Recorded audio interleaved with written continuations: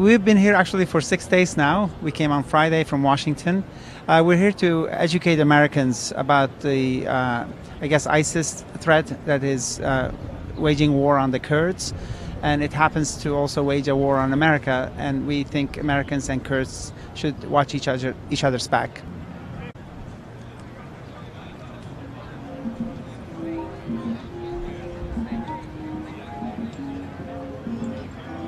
So what do you think of the United States alliance with Turkey? I think its time has come and gone. During the Cold War, there may have been a reason for it, but with the implosion in the Soviet Union, now Turkey is actually more in alignment with ISIS-type organizations than with the Western-leaning countries like, let's say, France, Germany, England, U.S. So would you say the U.S. should ally itself with the Kurds? I would be, that would be good. But I think just the day after the coup, John Kerry said that maybe Turkey should be disinvited after a quarter of the officer corps were imprisoned and some 6,000 others were put in jail. The news is getting worse. Some 45,000 civil servants have been fired. I think Turkey has been in cahoots with ISIS-type organizations, with ISIS itself. It allowed its border to be used as a jihadi highway. I think the Kurds have, because they've been fighting for oppression, they have open society. They have women in their fighting forces fighting ISIS, and a relationship between U.S. and Kurdistan is definitely due.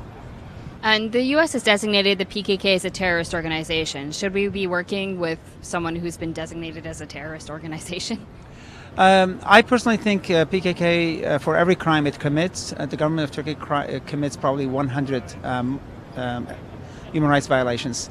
That said, Turkey is not a democracy-friendly country. Kurds are not allowed to, for a long time weren't allowed to speak their language. Weren't allowed to name their kids with Kurdish names.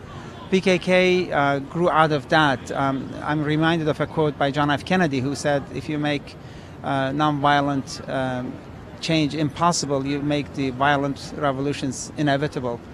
So PKK is really came out of the oppression of the Turks against the Kurds. That said, I think U.S. should delist it.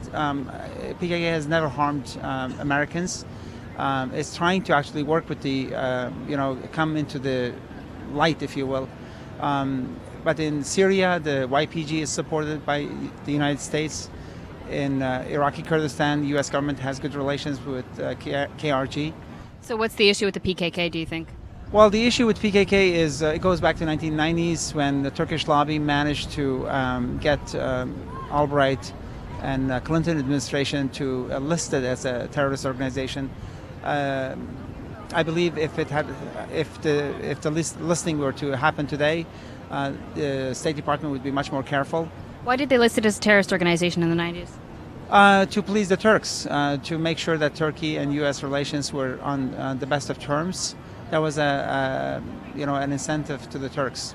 Do you think that the U.S. will actually, stop its relationship with Turkey, given that they have their Incirlik air base in Turkey right now, and it's very strategic for them to be able to fight ISIS?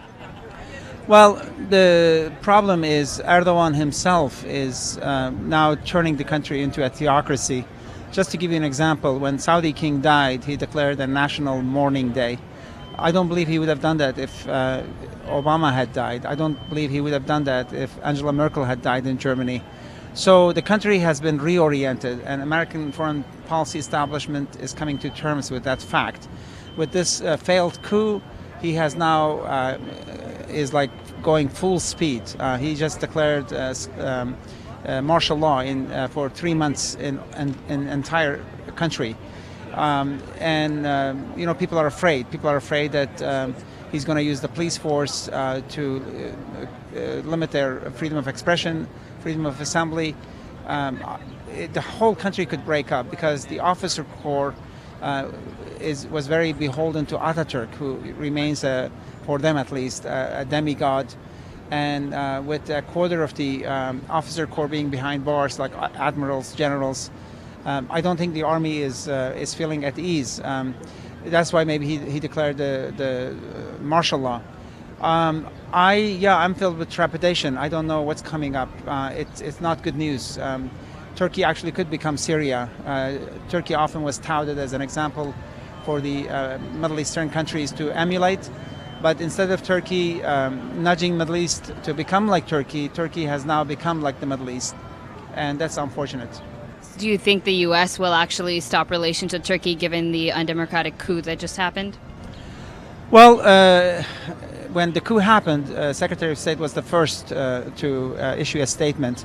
And he did not say he disapproved it. He simply said something like, we hope our relations will continue.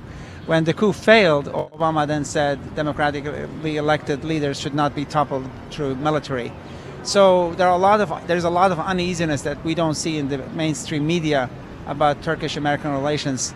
And I personally believe Erdogan is fully committed to turning Turkey into a theocracy. We may soon see signs in Turkey saying on billboards, "Mind your clothes," meaning women should not have bare arms. That could come.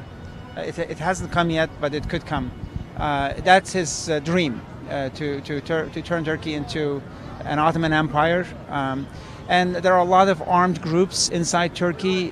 They're called the Ottoman Herds, Ottoman soldiers, I guess. And many commentators have compared them with the ISIS-like organizations. Just to give you an example, when the coup failed, a number of soldiers were killed, and some of them were beheaded with knives, and some of them were literally, reporters have said that the Erdogan fans then peed on them. This is a practice that ISIS has brought about in the Middle East, in Syria, in Iraq. And to see in a country like Turkey, the Erdogan supporters beheading Turkish soldiers with knives, it's a scary thought. So we're here at the Republican National Convention, which we haven't spoken about yet. What do you think of Donald Trump's foreign policy, especially as it relates to the Kurds in the Middle East?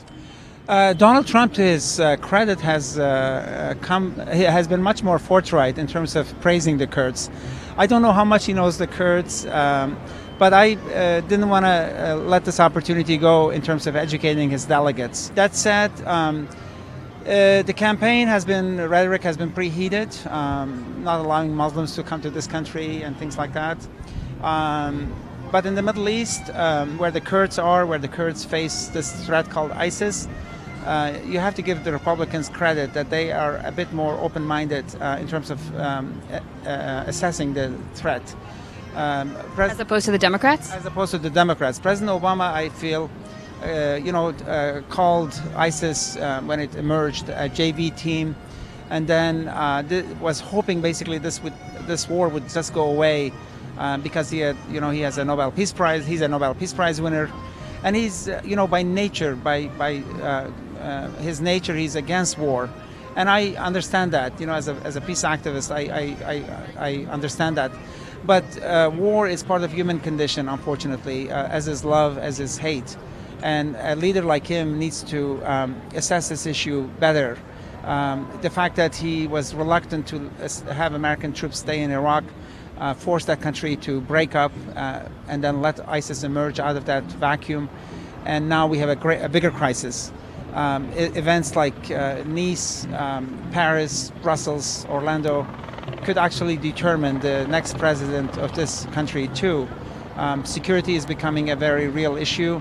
And people at the end of the day may want to say, I want to be safe, then I want to be rich, or I want to have a job, or I want to have, food on my table.